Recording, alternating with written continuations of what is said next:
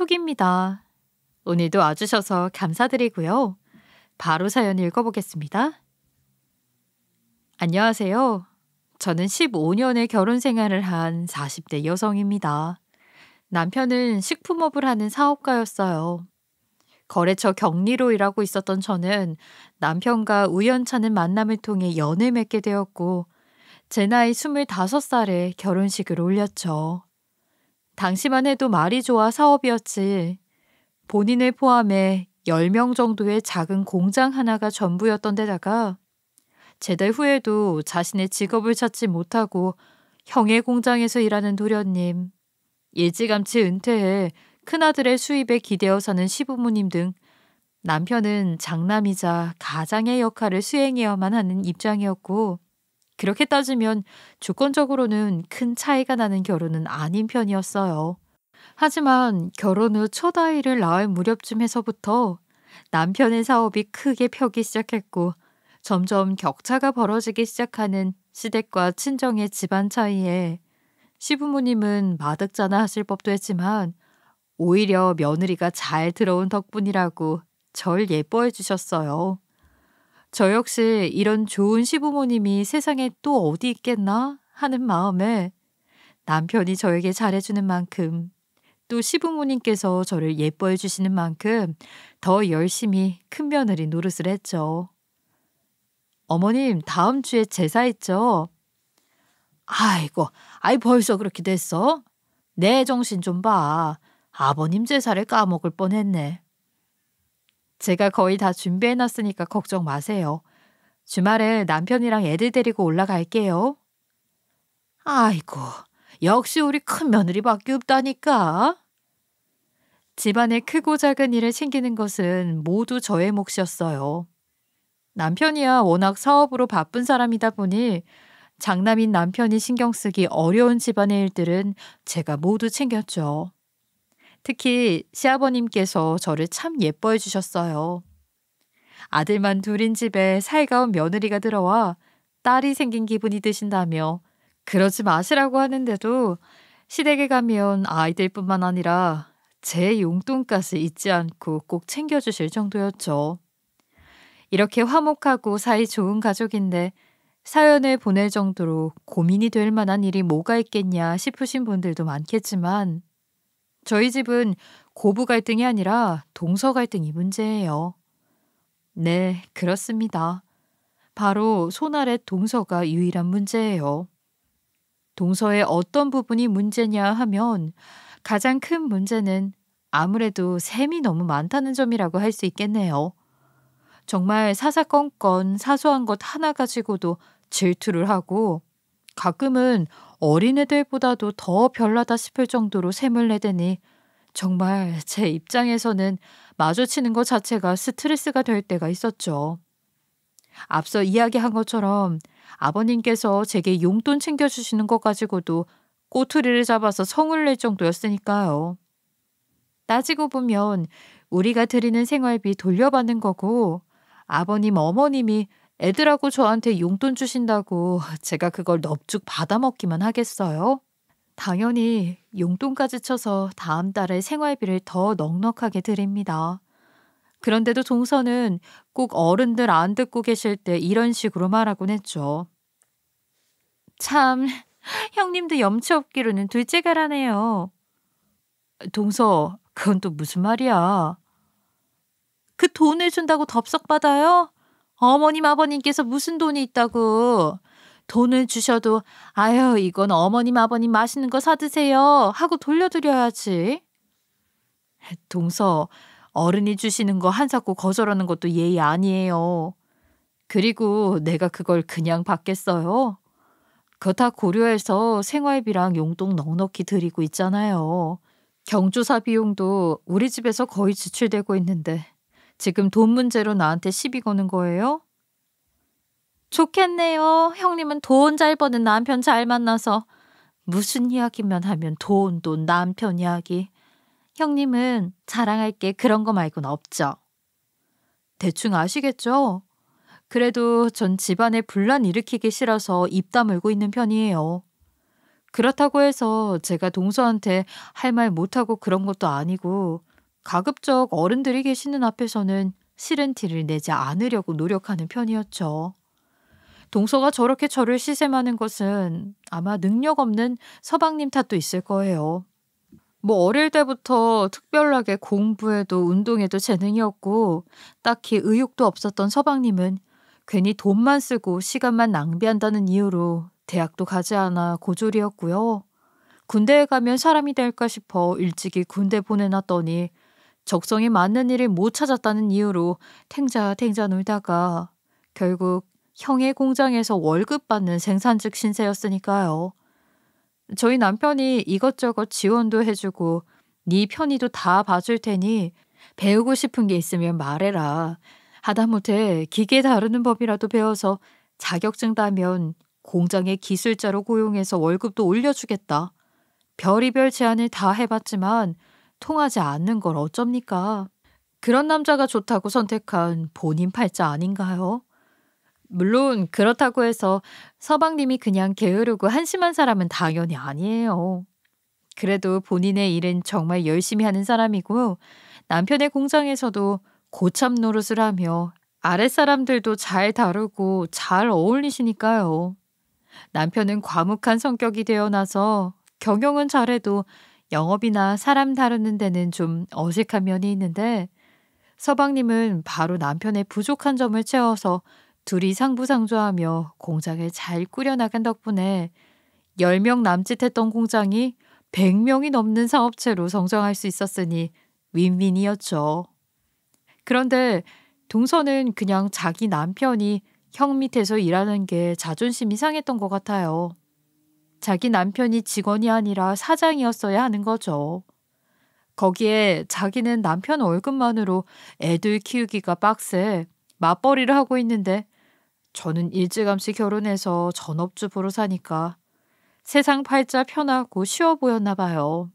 그렇다고 해서 동서가 시부모님 사랑받고 싶어서 노력을 했느냐면 그것도 아니었어요. 시댁에 모임이 있어 가거나 제사가 있거나 하면 동서는 꼭 이런 식이었습니다. 난 이런 거 못하는데 형님은 잘하시네요. 그죠? 그냥 형님이 다 하시면 되겠다. 아이 그러지 말고 반찬 놓고 수저라도 놔요. 전 일하잖아요. 퇴근하고 와서 너무 피곤하네요. 잘하시는 형님이 마저 해주세요. 형님은 어차피 집에서 놀잖아요. 아 얘는 너도 집에서 애 키우고 집안일 하는 애가 집안일을 그리 쉽게 여기니? 형님이 어디 집안일만 해? 시집 대소사까지 다 챙기면서 딸 노릇까지 하는데 그게 어디 쉬운 줄 아니? 예, 나도 나이가 한 20살만 젊었어도 집안일 안 하고 밖에 나가 일하겠다고 하겠다. 어머니는 맨날 형님 편만 드신다니까?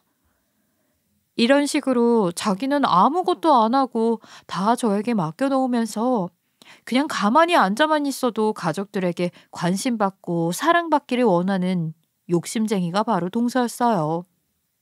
시부모님도 나이가 어린 동서가 그러는 걸 기가 막혀 하시면서도 늘 성숙하고 성격 좋은 제가 참는 것이 당연한 분위기가 조성이 되었죠. 저 역시 동서를 그렇게 자주 만나는 것도 아니고 가끔 화가 울컥 치밀기는 해도 참을 만은 해서 참는 편이었고요. 하지만 자존감은 낮으면서 자존심은 세고 또 욕심도 시샘도 많은 사람이 가진 자가 되면 정말 추해지는 거더라고요. 어느 날 동서는 다니던 회사를 그만두고 동창과 함께 요즘 소셜미디어 판매업을 시작했어요. 저희 남편이 식품업계에서 일하다 보니 그 덕을 좀 봐서 남편에게 도움을 받아 공산품 쿠키 종류를 떼다 파는 일을 시작했는데 그게 소위 대박을 치게 된 거예요. 처음에는 그냥 만들어진 상품을 떼다 팔기만 하더니 나중에는 동업자인 친구와 함께 상품을 기획해서 자기 이름으로 브랜드를 만들어 찍어 파는 수준이 됐으니 진짜 대박이 난 거죠. 사업이 승승장구하기 시작하니 덩달아 위세등등해진 서방님도 10년을 다닌 남편의 공장을 하루아침에 그만두고 아내의 사업에 편승하기 시작했습니다. 그동안 형 덕 보며 살더니 이제는 아내 덕 보며 살게 된 거죠. 상상이나 가시나요? 그동안도 은근슬쩍 저 까내리고 샘내기 바빴던 사람이 저보다 진짜 잘 나가기 시작했을 때 얼마나 거만해질 수 있는지 저는 그걸 아주 실시간으로 목격하면서 살아야 했습니다. 동서가 이렇게까지 절 무시할 수 있는 데는 사실 속사정도 조금 있는데요. 남편과 서방님의 나이 차이가 3살인데 동서가 남편과 동갑이었어요. 저와 남편의 나이 차이가 6살이었으니 손아래 동서가 저보다 6살이나 많은 상황이었던 거죠. 그러니 집안 서열로 따지면 제가 높았지만 한두 살도 아닌 6살 차이가 나다 보니 동서가 아무리 철없는 짓을 해도 함부로 혼을 낼 수 있는 분위기가 아니었죠. 저 역시 그걸 빤히 알기에 손아래 동서여도 당연히 존대를 꼬박꼬박 쓰는데 동서는 자기가 잘 나가기 시작하니 은근슬쩍 반말까지 까면서 거만한 태도를 일관하기 시작했습니다. 또 이렇게 늦게 오셨어요? 오늘 갈비찜하고 잡채하고 어머님 생일상 차려야 해서 좀 일찍 오시라고 말씀드렸잖아요. 아, 내가 사업이 바빠서 그래, 사업이. 어차피 내가 뭐 할 줄 아는 게 있나? 어머님도 형님 입맛에 익숙하신 분인데. 전 동서가 일찍 올 줄 알고 일부러 메뉴도 많이 잡았는데. 됐어요. 지금 아직 덜 끝난 거 있으니까 손 씻고 오세요. 같이 마무리하게. 기왕 한 거 마저 하지 그래? 난 화장실 좀. 오늘 출장 다녀와서 고속도로 위에 계속 있었더니 멀미도 좀 있는 것 같고 피곤하네. 심지어 이때는 시어머니도 곁에 계셨는데 아무리 나이가 어려도 손윗동서인 저에게 대놓고 반말을 하는 동서를 나무라지도 않으시더라고요. 견물생심, 돈이라는 게 참 무서운 겁니다.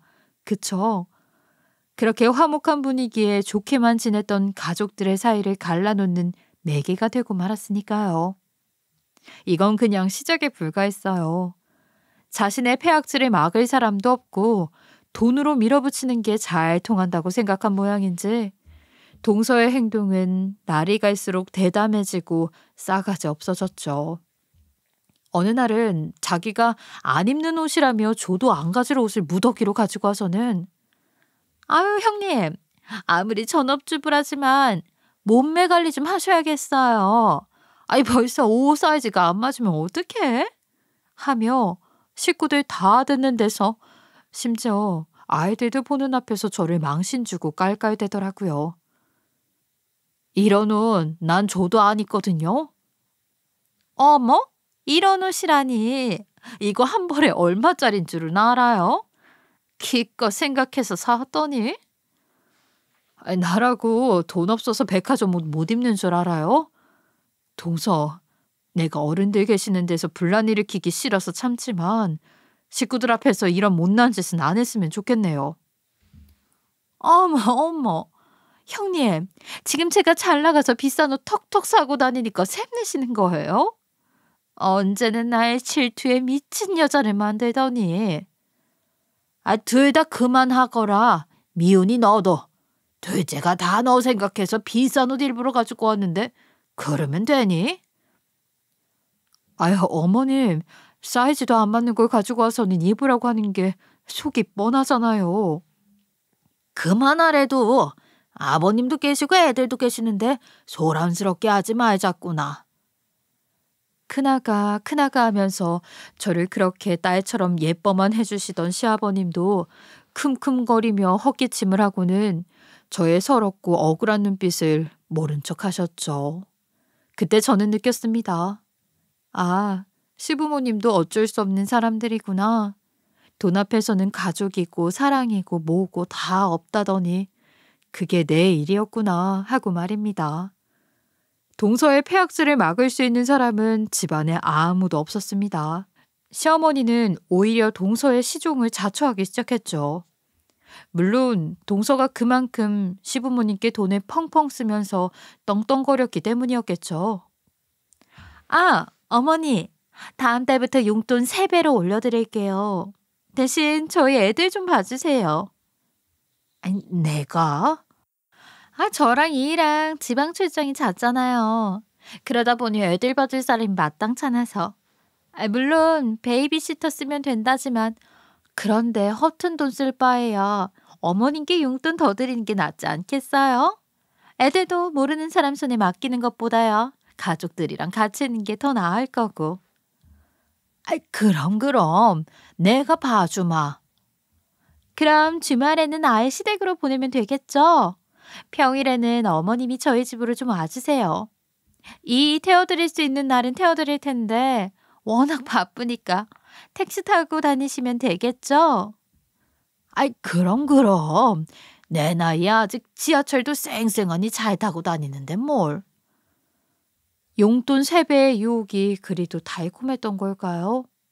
그 전까지는 둘이 벌어 애 둘 키우기도 빠듯해서 용돈 한 번을 제대로 준 적이 없었다는 것은 까맣게 잊으신 듯 갑자기 튀어오른 액수에 눈이 먼 시어머님은 자신이 지금 무슨 짓을 하고 있는지도 모르고 콧대가 피노키오처럼 높아진 동서의 비위를 맞추는데 급급해지기 시작했습니다.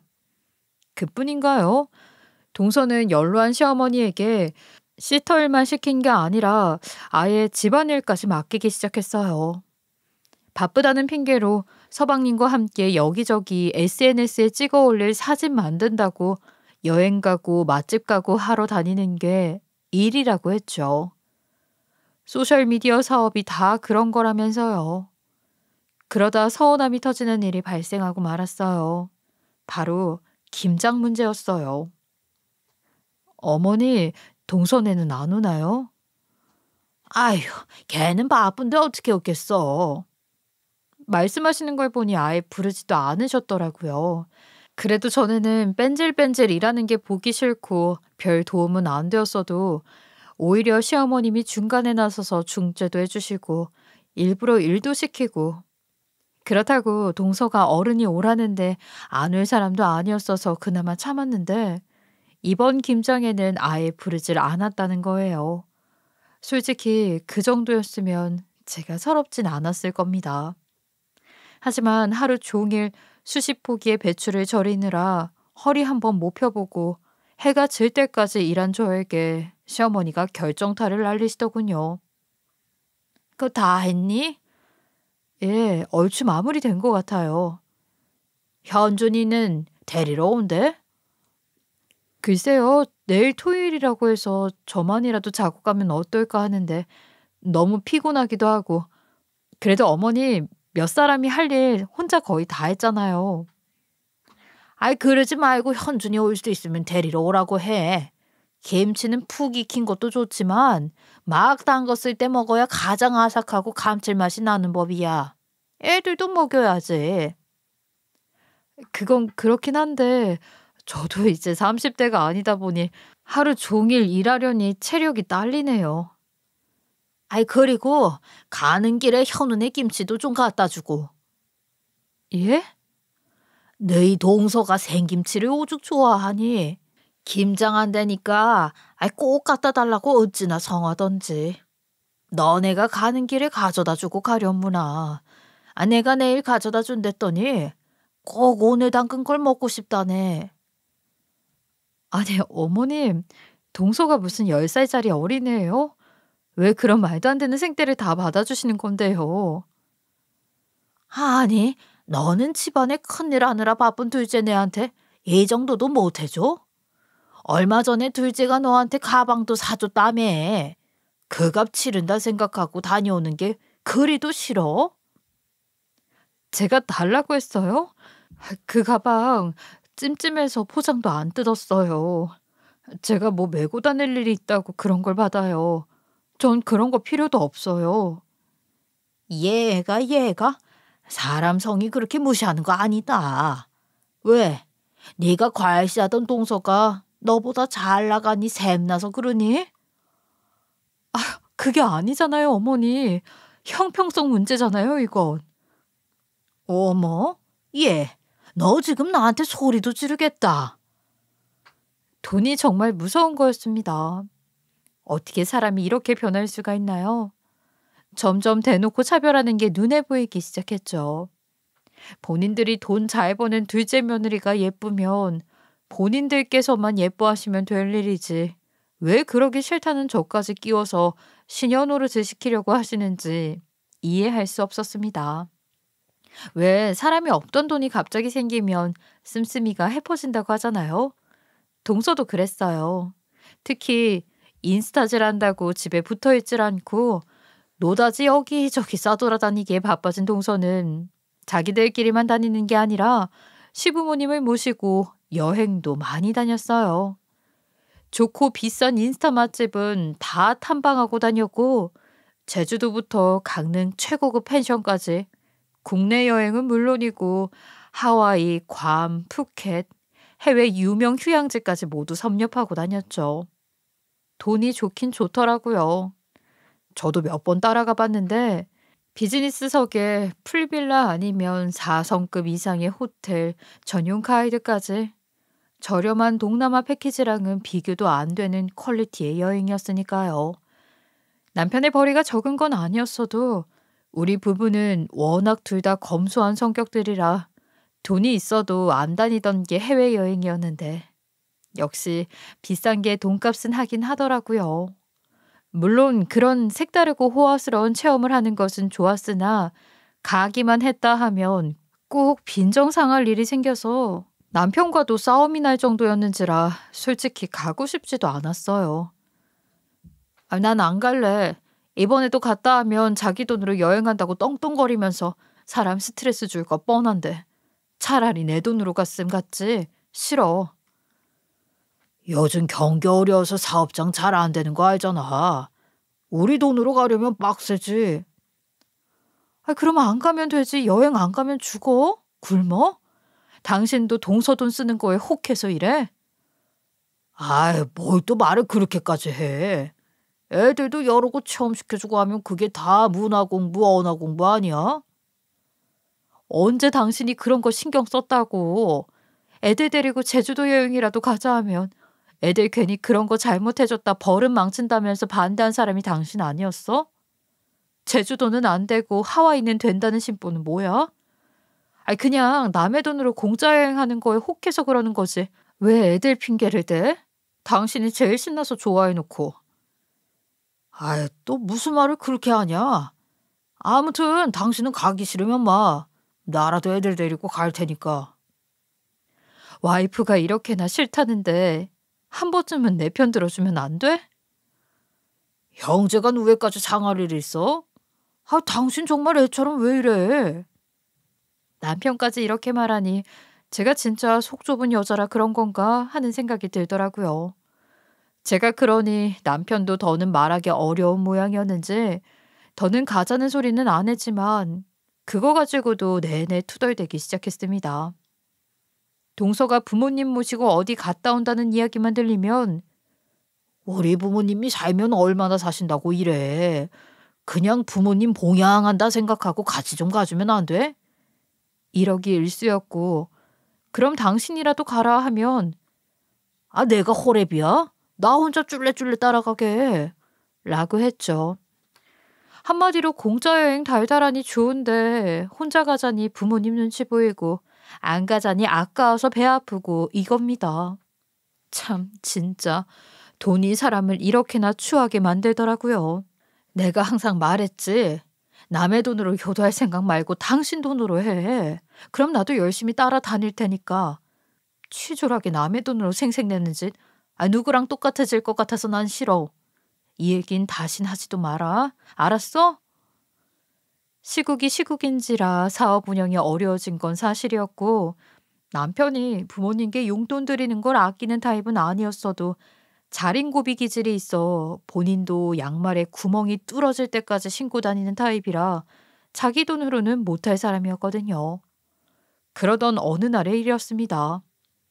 동서가 SUV를 새로 뽑았다며 간만에 국내 여행을 다녀오자고 권하더라고요. 목적지는 강원도였습니다. 당연히 저는 가지 않을 생각이었어요. 그런데 제가 거절의 말을 꺼내기도 전에 동서가 먼저 선수를 쳤습니다. 시어머니까지 동서편에 서서 저를 따돌리려고 하더라고요. 형님, 이번에 새로 뽑은 차량이 9인승이라 형님 내외와 아이들까지 하면 아무래도 정원 초과할 것 같아요. 아, 그래, 큰아까. 이번에는 애들이랑 남편만 보내고 넌 쉬어라. 이참에 어머님 댁 정원 손질 좀 맡기시면 어때요? 잡초가 무성하게 자랐더라고요. 아이, 그래. 너 평소에 여행 따라다니는 거 좋아하지도 않았잖아. 그렇게 하는 게 좋겠구나. 남편도 옆에서 뻔히 듣고 있었던 주제에 한마디도 하지를 못하더군요. 요즘 경기가 안 좋아 자기는 못 벌고 동서는 잘 버니 꼴의 남자라고 자격지심이 있었던 건지 아니면 시부모님처럼 동서 옆에 붙어서 단물이나 받아먹고 싶었던 건지 제가 알 게 뭡니까? 안 그래도 거절하려고 했었어요. 애들도 데리고 가실 필요도 없어요. 이서방만 데리고 가시면 돼요. 어머님 말씀대로 정원 손질이나 해놓을 테니까요. 겉으로는 이렇게 떵떵거렸지만 속으로는 내심 섭섭했죠. 제가 제 입으로 안 간다는 거랑 대놓고 오지 말라고 하는 건 다르잖아요. 그것도 동서가 아닌 시어머니가 그러셨으니 서운함이 이루 말로 다할 수 없었죠. 그렇게 동서네 내외와 아이들, 시부모님과 제 남편이 같이 여행을 갔습니다. 저와 아이들은 집에 남았죠. 아이들을 데리고 시댁에 가 정원 손질을 하고 밥 먹고 재우고 밤이 늦었는데 남편한테 전화가 왔더라고요. 나 너무 섭섭해. 당신은 어떻게 애들까지 안 보낼 수가 있어? 또 그 소리야? 섭섭하기 싫으면 당신 돈으로 하라고 했지. 그럼 내가 알아서 잘 모신다고. 평소에는 애들 데리고 캠핑 한 번을 안 가는 사람이 왜 이래 진짜. 부모님도 계시고 동생 부부도 있는데 나만 이게 뭐야. 남편 체면도 못 살려줘? 못 들었어? 나보고 오지 말라고 한 건 동서랑 어머님이었어. 지금 따질 상대를 잘못 고른 거 아니야? 어이가 없어서 진짜. 쟁이 잡초 뽑느라 쌩 노가다 했구만. 지금 장난해? 끊어. 짜증나서 전화를 뚝 끊어버렸더니 이번엔 문자질을 하더라고요. 맞춤법도 영 틀리고 그러고 보니 전화할 때도 목소리가 베베 꼬이는 게 술을 마신 듯 했죠. 몇 줄 읽어보다가 성질도 나고 뭘 하는지 알아볼 수도 없어서 그냥 무시하고 일찌감치 잠에 들었습니다. 그러고 새벽 서너 시쯤 됐을까요? 남편에게 또 전화가 오더라고요. 분명히 또 술주정이겠거니 생각한 저는 그냥 무음으로 돌려버리고 다시 잠들어 버렸어요. 그런데 이게 웬일입니까? 자고 일어나서 보니 부재중 전화가 100통이 넘게 와 있는 게 아니겠어요? 이게 대체 무슨 날벼락인가 싶어 통화 목록을 보려는 찰나 마침 모르는 번호로 전화가 또 걸려왔어요. 여보세요? 이현준 씨 가족분 되십니까? 네, 제가 아내인데요. 여기 강원도 강릉경찰서입니다. 청천벽력 같은 소식이었습니다. 새벽녘 강원도 강릉의 계곡 비탈길에서 가족들이 타고 있던 차가 전복이 되어 비탈길 아래로 굴러떨어지는 사고가 났다고 합니다. 사망자는 성인 4명. 시신의 상태가 처참해 확신할 수는 없으나 남편과 서방님 그리고 시부모님으로 추정이 된다고 했어요. 차 안에 있던 소지품 중 신분증으로 겨우 확인했다더군요. 아무래도 사고 원인이나 신원 문제도 있고. 사고가 아니라 사건일 수도 있다는 말씀이세요? 원래 수사라는 것은 모든 가능성을 열어두고 하는 거니까요. 부검에 동의를 해주시면 저희가 최선을 다해 조사를 해보겠습니다. 말 그대로 줄초상을 치르게 되었어요. 그때 그 심정은 이루 말로 표현할 수 없을 거예요.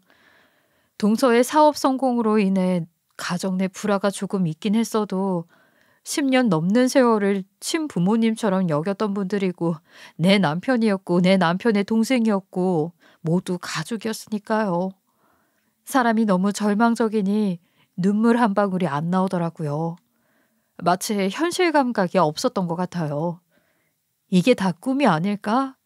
깨고 나면 남편이 걱정스러운 얼굴로 무슨 잠을 그리 많이 자냐면서 타박하지 않을까 하면서요. 물론 기적 같은 것은 일어나지 않았어요. 그런데 얘기를 들어보니 동서와 동서의 아이는 타고 있지 않았어요. 혹시 차에 타고 있었는데 차가 떨어지며 튕겨나간 것인가 싶어 대대적인 수색을 했지만 찾을 수 없어 실종 상태였죠. 그런데 다음날 저녁이 되어서 동서가 펑펑 울면서 장례식장 안으로 들어오더라고요. 동서, 이게 어떻게 된 거예요? 무사한 거예요? 아이고, 형님, 죄송해요. 다 제 탓이에요. 이게 대체 무슨 일이에요? 자세히 설명 좀 해줘요. 저는 곧바로 경찰을 불러 동서가 진술을 하도록 했어요. 동서의 진술에 따르면 그날 저녁 제가 짐작했던 것처럼 동서의 아이들은 일찍 재우고 어른들은 다 늦게까지 술을 마셨으며 본인은 만취해 방에 먼저 들어가 잤기 때문에 기억이 흐릿하다는 거예요. 단편적으로 기억이 나는 것은 저희 남편이 술에 취해 자꾸만 집에 가려고 했고 시부모님과 서방님이 말리는 소리가 밖에서 시끄럽게 들렸고 나중엔 말리다 안 되니 그럼 같이 가자 하며 이야기를 하는 것을 들었다고 합니다. 그 뒤로는 조용해져서 그냥 깊이 잠들었기 때문에 거기서 기억이 끊겼다고 했죠. 그런데 더 미치고 팔짝 뛸 노릇이었던 건 새로 뽑은 차라 블랙박스도 없었던 겁니다. 동서는 그런 차를 몰고 가족들을 태우고 강원도까지 간 거였어요. 부검 결과 동서의 진술과 마찬가지로 4명 모두 술을 마셨던 것으로 나타났고 결국 사건은 사건이 아니라 음주운전으로 인한 단순 사고로 종결이 되고 말았습니다. 장례를 치러야 하는데 고인은 넷, 상주 설 사람은 저 하나뿐인 최악의 상황이었어요. 일주일 넘게 잠 한숨, 밥 한 끼를 제대로 못 먹은 채로 혼자서 4사람의 장례를 치러야 했죠. 그러는 동안 동서는 무얼 했느냐고요? 꺼이꺼이 울다 졸도해 병원에 실려가 링거 꽂고 드러누웠습니다. 그래요. 남편과 시부모 잃은 심정, 동서나 저나 마찬가지일 것이기에 전 탓하지 않았어요. 동서의 딸들은 나이가 우리 애들보다 어려서 큰애가 이제 7살입니다.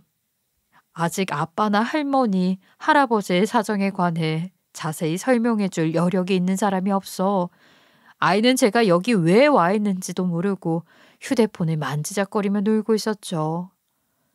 가슴이 찢어졌습니다. 아빠의 죽음을 알고 펑펑 울고 있는 제 아이들이나 아무것도 모르고 해맑은 표정으로 앉아있는 동서의 아이들이나 마찬가지로요. 저는 초등학교 6학년인 큰딸에게 동생들을 좀 봐주라 하였고 큰딸은 군말 없이 동생들을 보살피며 7살 배기 사촌 여동생과 휴대폰을 보며 맞장구를 쳐주는 척 하더라고요. 그러고 몇 시간이 지났을까요? 저는 너무 피로하고 기력이 쇠해 까무룩 잠깐 잠이 들었는데 저희 큰딸이 심각한 얼굴로 다가와 저에게 이러더라고요. 엄마, 이거 민지가 찍은 동영상인데 엄마가 봐야 할 것 같아. 민지는 동서 7살 난 딸의 이름이에요. 요즘 애들 워낙 너튜브니 틱택이니 이런 거 관심 많잖아요. 동서의 큰딸도 마찬가지였고 그래서 개통까지는 안 해주고 쓰던 공기계를 놀라고 줬는데 동서의 큰딸 민지는 평소에도 가족들이 있으면 동영상이나 사진을 찍고 노는 걸 좋아했어요. 대체 큰딸이 왜 저렇게 심각한 표정을 짓나 싶어 멍하게 휴대폰을 받아들였는데 글쎄 동서 딸이 자는 척하고 몰래 그날 어른들이 술을 마시고 노는 장면을 찍어두었던 거예요. 평소 애용하던 거치대를 창문에 세워두고 찍고 있는 채로 아이도 그대로 잠이 들었는지 꽤나 오랫동안 찍었더라고요. 그리고 거기엔 너무나도 충격적인 것들이 기록되어 있었습니다.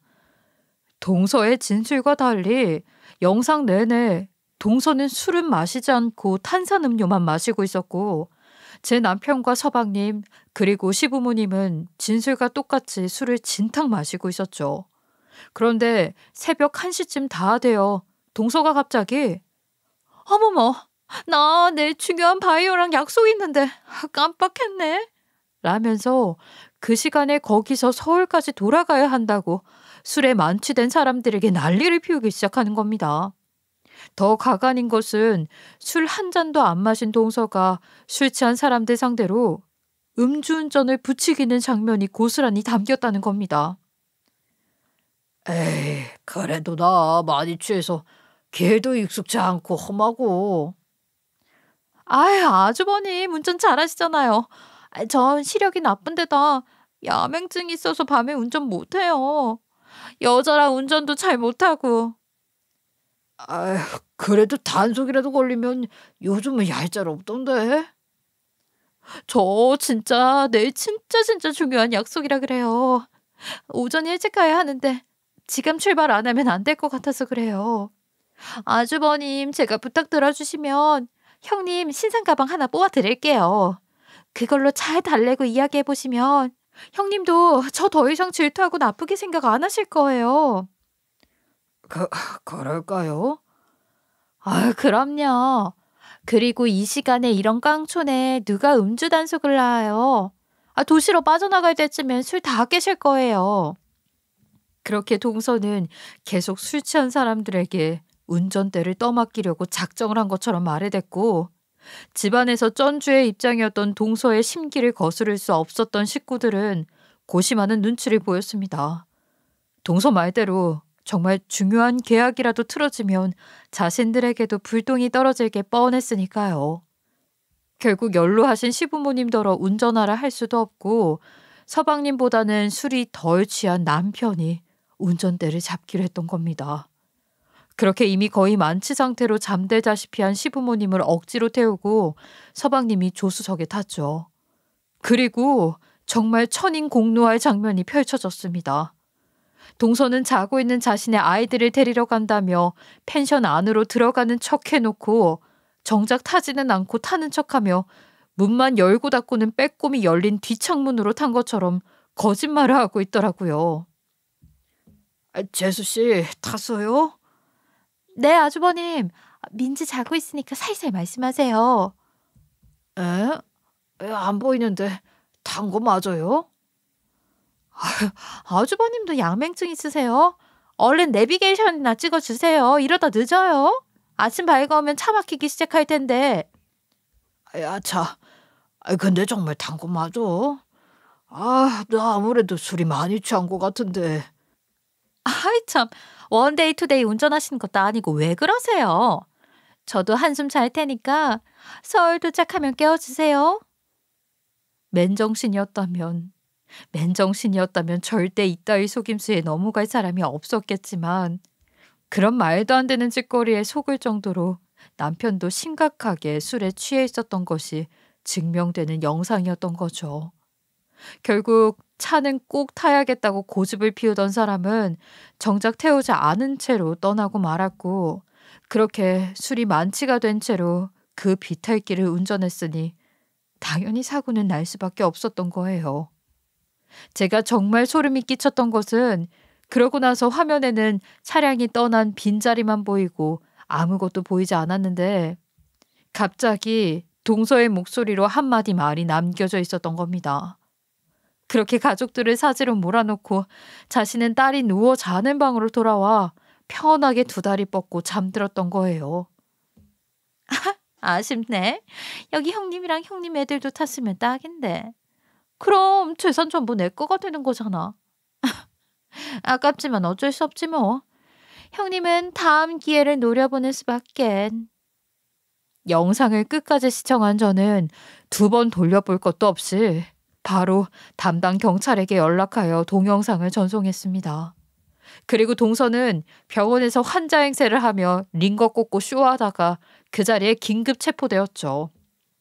경찰에서는 미필적 고의에 의한 죄, 그리고 부작위에 의한 죄, 그리고 음주운전 방조죄를 적용했어요.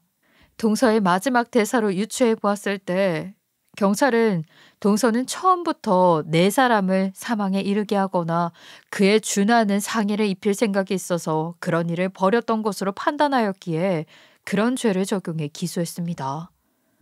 1년이 넘는 지루한 법정 다툼이 시작되었어요. 하지만 죽은 자는 말이 없고 남은 증거는 고작 2시간이 조금 넘게 찍힌 동영상 하나. 사업의 성공으로 재력을 갖추고 있었던 동서는 초호화 변호인단을 선임해 방어를 철저히 했습니다.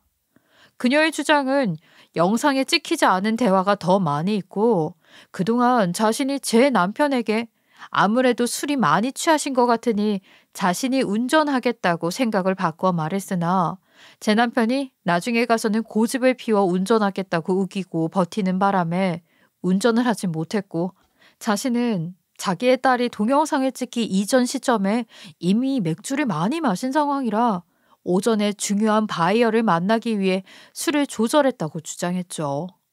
또 차에 타지 않은 것 역시 음주 사고를 유도하여 가족을 해칠 의도가 있었던 것이 아니라 아무래도 어린 딸을 그 차량에 태우기 위험한 것 같아 오전 일찍 콜택시라도 불러 타고 오려 했던 것이라고 주장했습니다.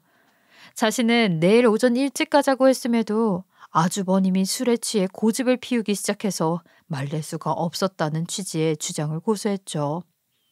결국 길고 긴 법정 다툼 끝에 재판은 상고심까지 올라갔고 검찰은 결국 그 사이코패스 같은 여자에게 최고의 형량인 죄는 적용하지 못했습니다. 미필적 고의에 의한 혐의는 그 여자에게 그럴 의도가 있었다고 볼 만한 증거가 부족하다 하여 기각되었고 부작위에 의한 것 역시 판사가 그 여자 쪽의 주장을 채택하여 나중에 마음을 바꾸어 설득하였음에도 듣지 않은 것은 제 남편인 것으로 보이고 영상으로 보았을 때도 남편이 억지로 운전대를 잡은 것처럼 보이지는 않았다는 것이 판결 취지였습니다. 억대의 호화 변호인단을 쓴 그 여자는 결국 고작 음주운전 방조죄로 징역 1년 6개월에 1천만 원의 벌금형이라는 네 사람을 하늘나라에 보낸 대가치고는 너무나도 적은 형량을 받고 법정 구속이 되었습니다. 그 여자는 감옥에 가서도 기자들을 만나 자신은 여전히 억울하다는 취지의 주장을 해대고 있어요. 거기에 옥중에서도 저에게 유산 상속에 관련된 소송을 걸어 남은 저와 아이들의 삶마저 피폐하게 망가뜨리기 위해 악을 쓰고 있습니다. 그 여자가 마지막에 했던 말이 잊혀지지가 않아요. 감히 네가 이런 식으로 날 한 방 먹였다 이거지? 두고 봐. 마지막에 누가 웃는지 보자고. 전 하루아침에 남편을 잃고 가족을 잃고 살아도 산 것이 아닌 삶을 살고 있어요. 지금 전 어떻게든 그 여자의 죄가 인정될 수 있도록 재심을 청구하려고 증거를 모으고 있어요. 시부모님의 유산을 물려받으면 뭐 하나요? 돈이 그렇게 중요한 건가요? 돈 앞에서 그렇게 사람이 잔인해질 수 있는 걸까요? 무전유죄, 유전무죄는 세상의 참인가요? 이젠 그 누구도 그 무엇도 믿지 못하겠습니다. 오늘도 전 그 악마와 싸우기 위한 만반의 준비를 하고 있어요. 제 사연을 들어주시는 여러분, 부디 제가 이 난관과 절망을 이겨낼 수 있도록 힘을 주세요. 그 악마 같은 여자에게 정의란 것이 아직 죽지 않고 살아있다는 것을 깨우쳐 줄 수 있도록 저와 남은 제 아이들을 위해 기도해 주세요. 저의 이야기는 여기까지고요. 그 누구에게도 하지 못했던 이야기인데 들어주셔서 너무 감사합니다. 다들 평안하시길 바라겠습니다. 지금까지 커피앤톡이었습니다. 오늘도 끝까지 함께 해주셔서 감사하고요. 다음 영상으로 또 찾아뵙겠습니다.